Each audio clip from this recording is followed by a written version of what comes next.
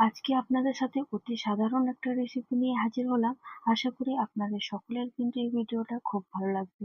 আমরা ডেলিকার রান্নাটা যদি একটু অন্যরকম করে রান্না করি, তাহলে দেখবেন তার স্বাদটাও অন্যরকম হয়ে যাচ্ছে, আর খেতে কিন্তু একটু অন্যরকম টেস্ট আসছে। তাই মনে করলাম আজকে আপনাদের সাথে অতি সাধারণ একটা রেসিপি শেয়ার করা যাক। আমি এখানে লাল শাক নিয়ে নিয়েছি। লাল শাকটাকে ভালো করে ধুয়ে তারপর আমি একদম ছোট ছোট করে কেটে নেব। আপনারা অনেকে মনে করতে পারেন যে এটা আবার নতুন কি, কিন্তু না, বিশ্বাস করুন, একটু অন্যরকম করে চেষ্টা করবেন করার, তো দেখবেন তার স্বাদটা কিন্তু সত্যি অন্যরকম করে টেস্টটা আসছে, খেতে কিন্তু দুর্দান্ত লাগবে। এরপর ভালো করে জল দিয়ে 2-3 বার করে চেঞ্জ করে আমরা এখানে ধুয়ে নেব। আমি এখানে 2-3 বার জল চেঞ্জ করে ভালো করে ধুয়ে নিয়েছি। এরপর গ্যাসের আঁচ অন করে তারপর একটা কড়াই চাপিয়ে নিলাম, আর তার মধ্যে 2 চামচের মতন সর্ষের তেল অ্যাড করে দেবো। অবশ্যই কিন্তু সর্ষের তেল দিয়েই করবেন। এরপর ফোড়ন হিসাবে দুটো শুকনো লঙ্কাকে ভেঙে এভাবে অ্যাড করে দিলাম, আর তার সাথে 2-3টে রসুনকে থেতো করে এভাবে অ্যাড করে 2-3 সেকেন্ডের মতন নাড়াচাড়া করে নেব। এরপর যে শাকটা আমরা কেটে রেখেছিলাম জল ঝরিয়ে, সেই শাকটা এখানে এক এক করে অ্যাড করে দেবো।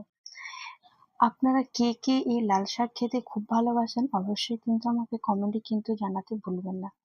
আমি কিন্তু এই লাল শাক খেতে খুবই ভালোবাসি, তাই প্রায় সময় আমি এভাবে কিন্তু লাল শাকটা বানিয়ে থাকি। খেতে কিন্তু দুর্দান্ত লাগে, আর একটু টেস্টটা কিন্তু অন্যরকমের হয়। একঘেয়েমি রান্না না করে একটু যদি অন্যরকম করার চেষ্টা করবেন, তাহলে দেখবেন তার স্বাদ কিন্তু দ্বিগুণ বেড়ে যায়। এরপর 2-3 মিনিট ভালো করে হাই ফ্লেমে আমরা এখানে নাড়াচাড়া করে নেব। আমার এখানে 2-3 মিনিট ভালো করে নাড়াচাড়া করে নেওয়ার পর আমি এখানে 3 মিনিটের জন্য লো টু হাই মিডিয়ামে ঢাকা দিয়ে রেখে দেবো। শাকের মধ্যে অনেকটাই জল বেরোয়, তাই আমি এখানে লবণ এখন দিইনি, লবণ দেবো কিন্তু একটু পরে। আর এদিকে আমি দুটো ঝিঙে নিয়েছি, ঝিঙেটাকে চোখা ছাড়িয়ে ভালো করে ধুয়ে নিয়েছি। তার সাথে দুটো আলু নিয়েছি, আলুটাকেও চোখা ছাড়িয়ে ভালো করে ধুয়ে নেওয়ার পর ঝিঙেটাকে এক এক করে ডুমো ডুমো করে আমি কেটে নেব। আপনারা চাইলে শুধু ঝিঙে দিয়েও কিন্তু এই পোস্তটা করতে পারেন, বা আমি যেভাবে আলু দিয়ে করছি সেভাবেও কিন্তু আপনারা করতে পারেন। ঝিঙেটা যেভাবে আমরা কাটবো ঠিক সেভাবে আলুটাকেও একদম ছোট ছোট করে আমরা কেটে নেব।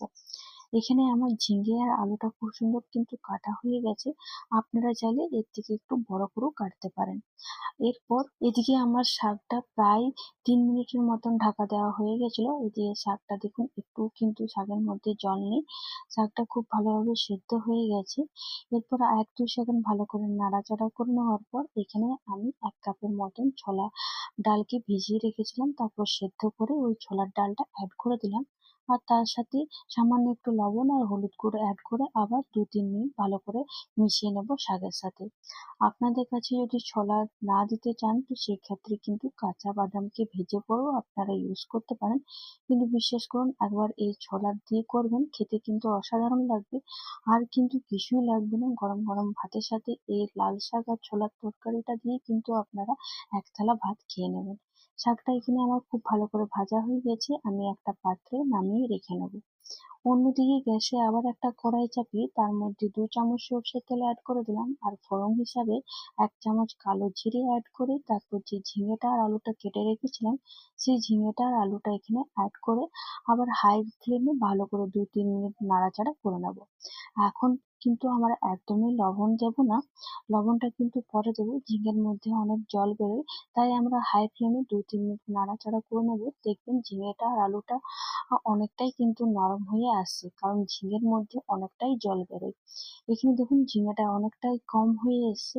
এরপর 1-2 মিনিট নাড়াচাড়া করে নেওয়ার পর আমি এখানে ঢাকা দিয়ে রেখে দেবো প্রায় 4 মিনিটের জন্য, লো টু হাই মিডিয়াম করে। এদিকে পেস্ট তৈরি করে নেবো, তার জন্য 2 চামচ আমি এখানে কাঁচা পোস্ত ইউজ করেছি, তারপর জল দিয়ে ভালো করে মিহি পেস্ট তৈরি করে নেবো। তারপর আমি দুটো কাঁচা লঙ্কা দিয়ে ভালো করে মিহি পেস্ট তৈরি করব। কারণ আমার বাচ্চা খাবে, তাই আমি এখানে লঙ্কাটা পরে ইউজ করেছি। আপনারা চাইলে একসাথে ইউজ করে কিন্তু পেস্টটা তৈরি করে নিতে পারেন। 4 মিনিট হয়ে গেছে, ঢাকা খুলে নিলাম। দেখুন এখানে ঝিঙেটা আর আলুটা প্রায় কিন্তু আমার সেদ্ধ হয়ে গেছে। এরপর আমি এখানে লবণ ইউজ করলাম, আর সামান্য একটু হলুদ গুঁড়ো ইউজ করে আবার 2-3 মিনিট ভালো করে নাড়াচাড়া করে নেবো। আর কি ঝিঙ্গেটা আলুটা প্রায় কিন্তু আমার সেদ্ধ হয়ে গেছে। আপনারা চাইলে হলুদটা কিন্তু স্কিপও করতে পারেন। অনেকেই আছে যে পোস্ততে কিন্তু হলুদ দেয় না, আবার অনেকেই আছে পোস্ততে হলুদ দেয়। আমি সামান্য কিন্তু পোস্ততে একটু হলুদ দিই। এটা পুরোপুরি কিন্তু আপনাদের অপশনাল।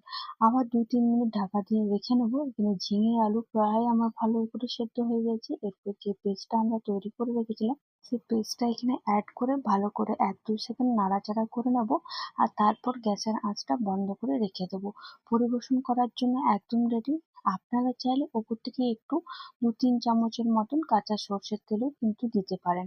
আমি কিন্তু এখানে আর কাঁচা সর্ষের তেল দিইনি। গরম গরম ভাতের সাথে এই ঝিঙে আলু পোস্ত আর ছোলার ডাল দিয়ে এই লাল শাক ভাজা খেতে কিন্তু অসাধারণ লাগে। আশা করি আপনাদের এই ভিডিওটা দেখে খুব ভালো লেগেছে। যদি ভালো লেগে থাকে তাহলে অবশ্যই বাড়িতে এমনি ট্রাই করে আমাকে কিন্তু কমেন্টে জানাতে ভুলবেন না। রোজকার রান্না যদি আমরা একটু অন্যরকম করার চেষ্টা করি তো দেখবেন তার স্বাদটা কিন্তু অসাধারণ আসে। আশা করি আপনারা সকলে খুব ভালো আছেন। এভাবে পাশে থাকুন। অসংখ্য ধন্যবাদ। আবার একটা নতুন কোনো ভিডিওর সাথে আপনাদের সাথে দেখা হবে। আজকের জন্য বাই বাই।